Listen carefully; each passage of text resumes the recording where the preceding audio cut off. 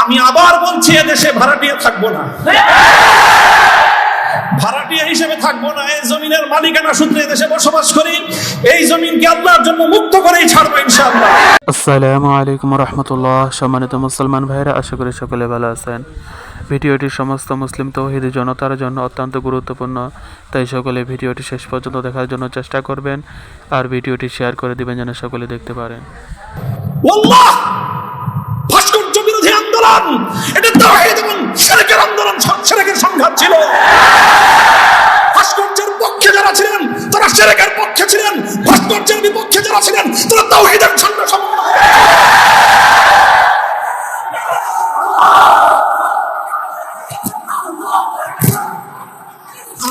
আমি আবার বলছি, এদেশে ভাড়াটিয়া থাকবো না,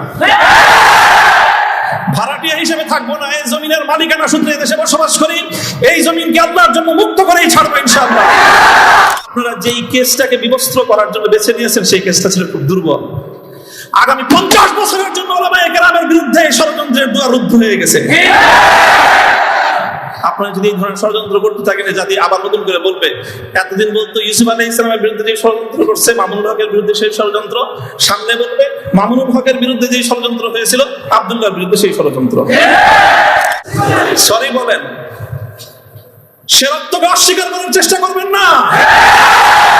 সাহাবাদের শহীদের রক্তের সঙ্গে গাদ্দারি করার মতো সেই বেঈমান কওমি মাদ্রাসায় জন্ম হয়েছে। আমি আপনাদের শুকরগুজারি আদায় করতেছি যে আপনারা এই অভূতপূর্ব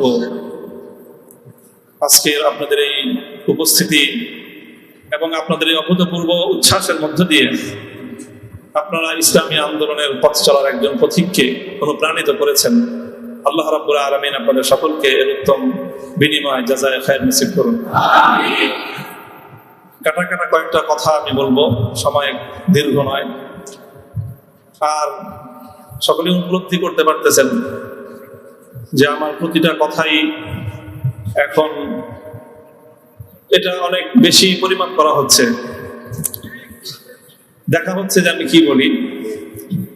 আপনারা যতটুকু মনে করতেছেন যে শুধু একটা কর্তৃপক্ষ দেখতেছে, তা না, দুইটা কর্তৃপক্ষ দেখতেছে, এবং একটা কর্তৃপক্ষ আর একটা কর্তৃপক্ষ থেকে অনেক বেশি প্রবল। একটা জমিনের কর্তৃপক্ষ আর একটা আসমানের কর্তৃপক্ষ।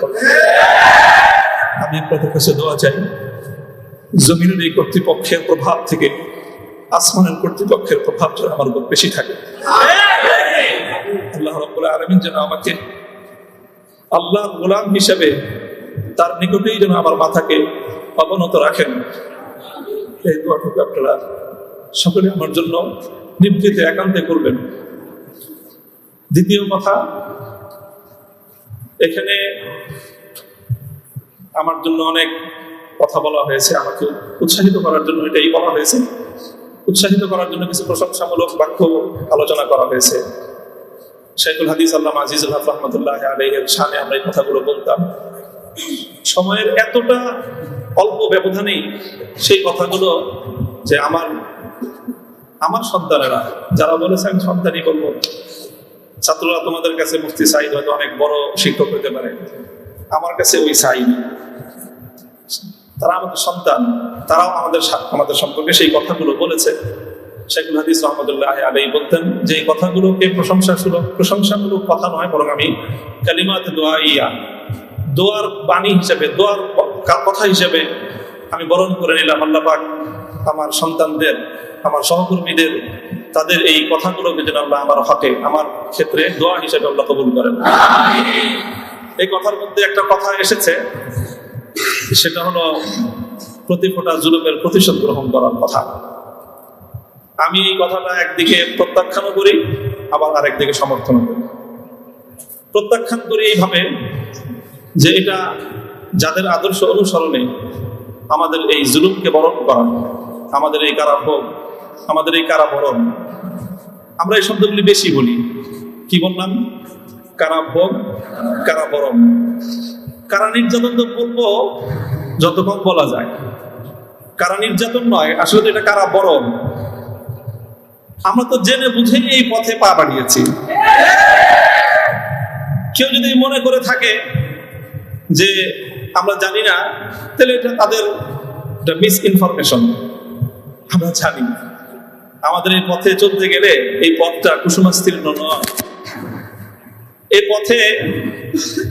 এই পথে লাল গালিচা থাকে, কখনো কখনো প্রতীকী অর্থে লাল গালিচা থাকে, তবে সেই লাল গালিচার লালিমাটা যতটা না গালিচার রং দিয়ে লাল হয়, তার চেয়ে বেশি লাল হয় ভাইয়ের শাহাদাতের রক্তের মাধ্যমে। শাহাদাতের রক্তের নজরানা দিয়েই আমরা সেই পথে ইনশাআল্লাহ পৌঁছবো, যে পথে শাপলা চত্বরের ভাইয়েরা শাহাদাতের রক্ত দিয়েছেন, যে পথে আমার হাটহাজারীর সন্তানেরা শাহাদাতের রক্ত দিয়েছেন, যে পথে আমার বিবাড়িয়ার ব্রাহ্মণ শহীদ বাড়িয়ার বীর শহীদানেরা যে পথে আত্মত্যাগ স্বীকার করেছেন, আমরা তাদের সে পথকে ভুলবো না। তাদের সেই শাহাদাতকে আমরা কোনো সময় সেই শাহাদাত অস্বীকার করার কোনো প্রবণতাকে এক মুহূর্তের জন্য বরদাস্ত করবো না।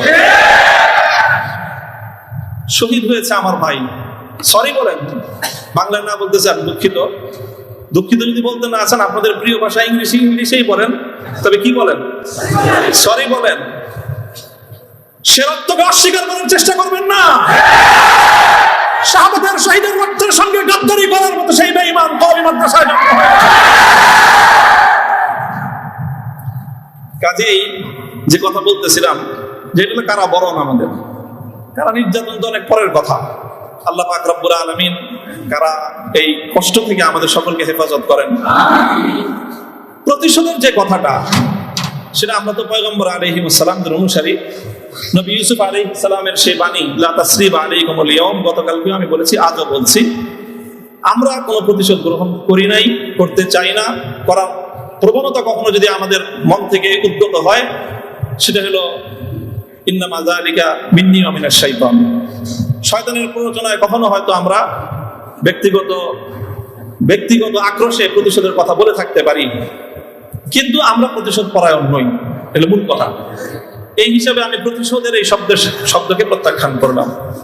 তবে অন্য আরেক অর্থে আমি প্রতিশোধের এই শব্দকে সমর্থন করছি। শুধু সমর্থন নয়, বরং আমি আমার পুনর্ব্যক্ত করছি যে আমরা প্রতিশোধ নিব। আমাদের সেই প্রতিশোধ হবে সেই প্রতিশোধ, যেই প্রতিশোধ হিজরতের আগ পর্যন্ত 12 বছরের জুলুম এবং নির্যাতনের প্রতিশোধ মক্কা বিজয়ের মাধ্যমে আল্লাহ নবী গ্রহণ করেছিলেন। আল্লাহ নবী মক্কা বিজয়ের পরে সেই সকল অপরাধীদেরকে ক্ষমা করার মধ্য দিয়ে, সেই জমিনে আল্লাহর দ্বীনের ঝান্ডা সমুন্নত করার মধ্য দিয়ে মধুর প্রতিশোধ নিয়েছিলেন। আমি আবার বলছি, এদেশে ভাড়াটিয়া থাকবো না, ভাড়াটিয়া হিসেবে থাকবো না। এই জমিনের মালিকানা সূত্রে দেশে বসবাস করি, এই জমিনকে আল্লাহর জন্য মুক্ত করেই ছাড়বো ইনশাআল্লাহ। আল্লাহর দ্বীনের বিজয়, সেটাই হবে আমাদের পরম প্রতিশোধ। এবং যারা আমাদেরকে শত্রু ভেবে আমাদেরকে নিঃশেষ করার চেষ্টা করেছে, অপমান করার চেষ্টা করেছে, আমরা তাদেরকে সম্মানিত করে প্রতিশোধ দিব। আমরা তাদেরকে আদর্শের সোনালী পথে বরণ করে নেওয়ার মধ্য দিয়েই আমরা ইনশাআল্লাহ আমাদের আদর্শের বিজয়ের প্রতিশোধ গ্রহণ করব। আল্লাহ রাব্বুল আলামিন আমাদেরকে সে তৌফিক দান করুন। আরেকটা কথা বলা হয়েছে, অনেকের কথার মধ্যে আসছে যে একটা ভবনের আলোচনা। এই ভবনটার গুরুত্ব একসময় আমার কাছেও খুব ছিল, 3 বছর আগেও খুব ছিল। যখন শুনলাম যে ভবনটা চলে যাচ্ছে, আমি তখন সর্বপ্রথম সালাতুল হাজাত করে দোয়া করেছিলাম যে আল্লাহ যেন খায়রের ফয়সালা করেন। আর এরপরে এখন আমার অনুভূতিটা হলো যে এরকম ভবন না থাকাই ভালো। না থাকা ভালো কেন? দস্তারে না দারে মে বাগমে পেয়েছে না দারে মা হেয়েছে না দারে মে হেয়েছে না দারে। এইরকম ভবন টবন থাকলে এগুলোকে রক্ষা করার জন্য ডানে বামে অনেক কিছু তাকানোর প্রয়োজন হয়। ভবনও নাই, রক্ষা করার জন্য কারো পায়ের নিচে তেল মারানো দরকার।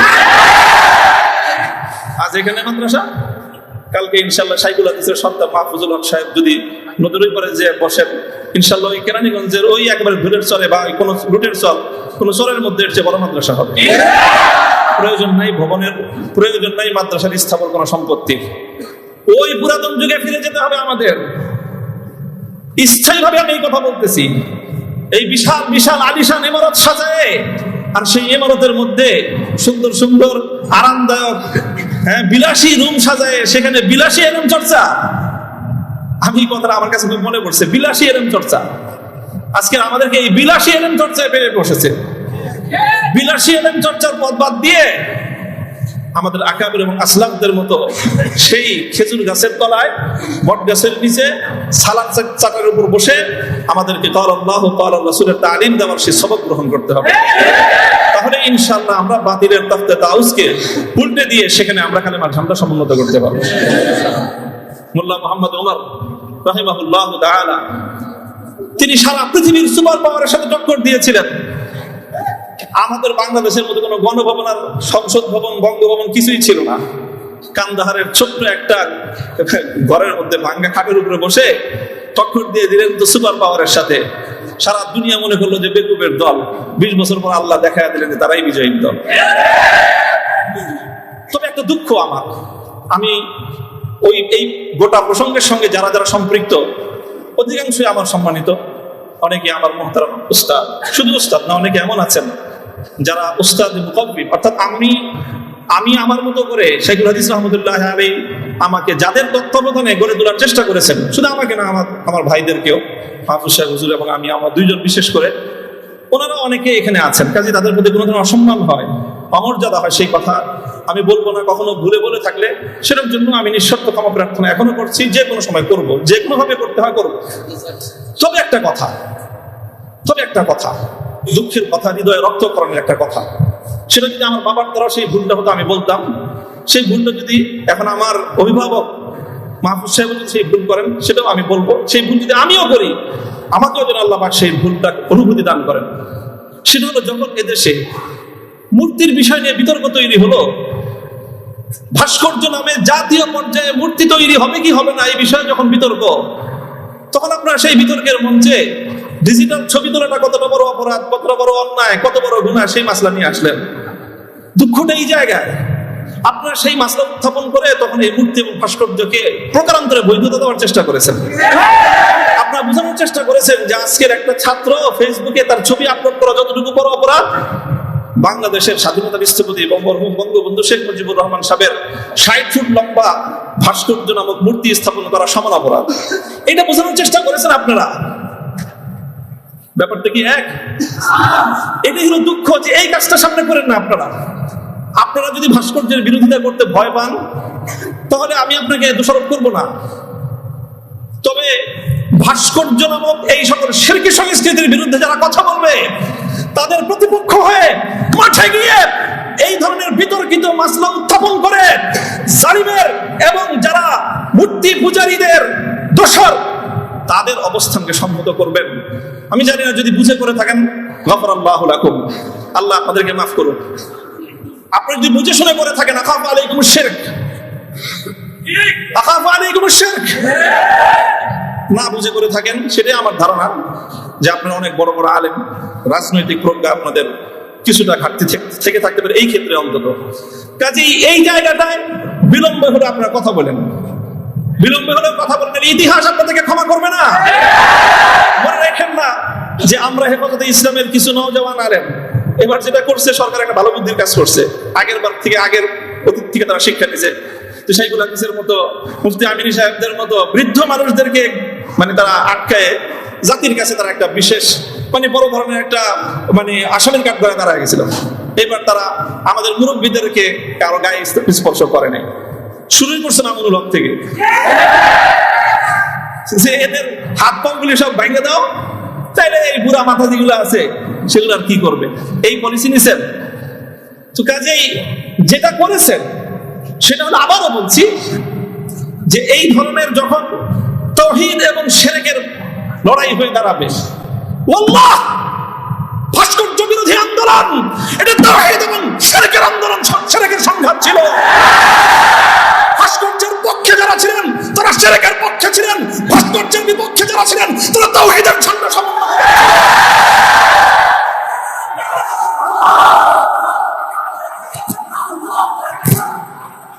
আপনারা শুনেন। আবারও বলছি, ভাস্কর্যের পক্ষ বিপক্ষের এই লড়াইকে একজন মরহুম মুসলিম নেতা, মরহুম বঙ্গবন্ধু শেখ মুজিবুর রহমান সাহেবের ব্যক্তিত্বকে মাঝখানে এনে বিষয়টাকে ভিন্ন রং দেওয়ার চেষ্টা করা হয়েছিল। আমরা কখনো বলেছি, আজও বলি, ভবিষ্যতেও বলবো, ভাস্কর্য এটা বঙ্গবন্ধু শেখ মুজিবুর রহমান সাহেবের, শহীদ প্রেসিডেন্ট জিয়াউর রহমান সাহেবের, সেটার আমরা কোনো পার্থক্য করি নাই। আমি এই কথাও বলেছি, ভাস্কর্য যদি স্বয়ং আমাদের মুসলিম জাতির পিতা খলিল ইব্রাহিম আলাইহিস সালামের হয়, তাহলে সেই ভাস্কর্যের সাথে কি আচরণ করতে হয় মুহাম্মদুর রাসূলুল্লাহ শিখিয়ে দিয়ে গেছেন। আল্লাহ রাসূল সাল্লাল্লাহু আলাইহি ওয়াসাল্লাম মক্কা বিজয়ের দিন বাইতুল্লাহ থেকে যে মূর্তিগুলো বের করেছিলেন, যে ভাস্কর্যগুলো বের করেছিলেন, তার মধ্যে তো একটা ছিল ইব্রাহিম আলাইহিস সালামের মূর্তি। কি বলেছিলেন? কাতালাহুমুল্লাহ, আল্লাহ পাক এই মক্কাবাসীদেরকে ধ্বংস করুক, তারা খলিল ইব্রাহিম আলাইহিস সালামের মূর্তি তৈরি করেছে। আমাদের কথা আপনাদের পছন্দ হলো না, আমি বললাম যে ভাস্কর্য বানায়েন না, এটা বানালে বঙ্গবন্ধু যদি মুসলিম হয়ে মারা গিয়ে থাকেন কবরে তার শাস্তি হবে। তো আপনারা মনে করলেন আমরা বঙ্গবন্ধুর বিরুদ্ধে বললাম, আসলে বলি নাই বিরুদ্ধে। তিনি যদি, আবারও বলছি, যদি আল্লাহ তাকে ঈমানের সাথে খাতমা দিয়ে থাকেন, আমি জানি না তার কি অবস্থায় মৃত্যু হয়েছে, সেটা কেউ বলতে পারবে না, তাহলে তার ভাস্কর্য, তার মূর্তি তৈরি করাটা এটা তার সঙ্গে চরম বিশ্বাসঘাতকতা। সর্বশেষ কথা হলো এই, খলিল ইব্রাহিম আলাইহিস সালাতু ওয়াস সালামকে যখন এই মূর্তি বিরোধী আন্দোলনের, মূর্তি বিরোধী কার্যক্রমের পরিণামে নমরুদ কি করেছিল? অগ্নিকুণ্ডে নিক্ষেপ করেছিল। এটা তো সবাই জানি আমরা। কিন্তু অগ্নিকুণ্ডে নিক্ষেপ করাটা এটা নমরুদের প্রধান শাস্তি ছিল না। নমরুদ ইব্রাহিম আলাইহিস সালাম থেকে যে প্রতিশোধটা গ্রহণ করেছিল সেটা কিন্তু প্রধান এটা ছিল না যে নাকি কি করেছে, আগুনে নিক্ষেপ করেছে। আরে খলিল ইব্রাহিম কি আগুনে নিক্ষেপ করে আর কি প্রতিশোধ দিবে? যে বেটা তার প্রাণাধিক প্রিয় সুপুত্রকে আল্লাহর জন্য হাসি মুখে কোরবানি করতে চায়, তার নিজের জীবনের দাম তার কাছে আর কতটুকু, তার কি মারবে আর কি জ্বালাবে? সবচেয়ে বড় যে জঘন্য কাজটা নমরুদ করেছিল সেটা হলো ইব্রাহিম আলাইহিস সালাতু ওয়াস সালাম অগ্নিকুণ্ডে নিক্ষেপ করার আগে ওনাকে বিবস্ত্র করে ফেলেছিল। ওনার সারা শরীর থেকে কাপড় খুলে ফেলেছিল, বাংলায় বুঝেন নাই, উলঙ্গ করেছিল। আল্লাহ পাক রব্বুল আলামিন ইব্রাহিম আলাইহিস সালামকে জন্য একটা পুরস্কার দিলেন। সেই পুরস্কারটা আল্লাহর নবী বলেছেন, আউয়ালু মান ইউকসা ইয়াউমাল কিয়ামাতি ইব্রাহিম খলিলুল্লাহ। ও ইব্রাহিম, মূর্তির বিরুদ্ধে বিরুদ্ধাচরণ করার কারণে মূর্তি পূজারীরা তোমার শরীর থেকে সম্মানের আবরণ কাপড় খুলে নিয়েছে। কিয়ামতের দিন যখন সমস্ত মানুষ বিবস্ত্র থাকবে, সর্বপ্রথম আমি তুমি ইব্রাহিম খলিলকে কাপড় পরায়ে সমস্ত মানুষের সামনে সম্মানিত করব। আমার কেন জানি মনে হয়েছে আমি একজন অপরাধী, অনেক অপরাধের শেষ নাই, আমার ভুল ত্রুটির কোনো শেষ নাই। এই যে বললেন না আব্দুল বাসিত 42টা মামলা, মামলার তো অভাব নাই, এই যে কোনো মামলায় ফাঁসি দিতে পারে। ফাঁসি দিলে তারা অন্য কিছু লাগে না। আদালতে তারা এক মহিলা আইনজীবী বলে, আরে বিচার করার জন্য এত কিছু লাগে নাকি আমাদের? এর চেয়ে কত হালকা সাক্ষ্যতে আমরা মানুষের বিচার করে ফেললাম। ওপেন আদালতে বলতেছে এই কথা, বিচার করার জন্য খুব কিছু লাগে না। হত্যা মামলা কতগুলো আছে আমার নামে, ছিনতাই মামলা আছে, পকেট চুরির মামলা, পকেট মারার মামলা আছে, চুরির মামলা আছে, সব মামলাই তো আছে। যে কোনো মামলা দিয়ে ফাঁসি দিয়ে দিতে পারেন। আপনারা চেষ্টা করেছেন বিবস্ত্র করতে চেষ্টা করেছেন, তবে একটা জিনিস ভালো করেছেন, আপনারা যেই কেসটাকে বিবস্ত্র করার জন্য বেছে নিয়েছেন সেই কেসটা ছিল খুব দুর্বল। আগামী 50 বছরের জন্য উলামায়ে কেরামের বিরুদ্ধে ষড়যন্ত্রের দুয়ার রুদ্ধ হয়ে গেছে। আপনারা যদি এই ধরনের ষড়যন্ত্র করতে থাকেন, জাতি আবার নতুন করে বলবে, এতদিন বলতো ইউসুফ আলাইহিস সালামের বিরুদ্ধে যে ষড়যন্ত্র করছে, মামুনুল হকের বিরুদ্ধে সেই ষড়যন্ত্র, সামনে বলবে মামুনুল হকের বিরুদ্ধে যে ষড়যন্ত্র হয়েছিল আব্দুল্লাহর বিরুদ্ধে সেই ষড়যন্ত্র। আমি আপনাদের কাছে দোয়া চাই, আল্লাহ রাব্বুল আলামিন যেন আমাকে এটার বিনিময়ে ইব্রাহিম আলাইহিস সালাতু ওয়াস সালামের সঙ্গী করে কিয়ামতের দিন আল্লাহ উঠান। আল্লাহ পাক রব্বুল আলামিন আপনাদের সকলকে জাযায়ে খায়ের দান করুন। আর অনেক বড় কথা আছে যে আমার এই সম্পূর্ণ এই যে আমার বিরুদ্ধে এত কিছু, এত বড় অভিযোগ বা এতটা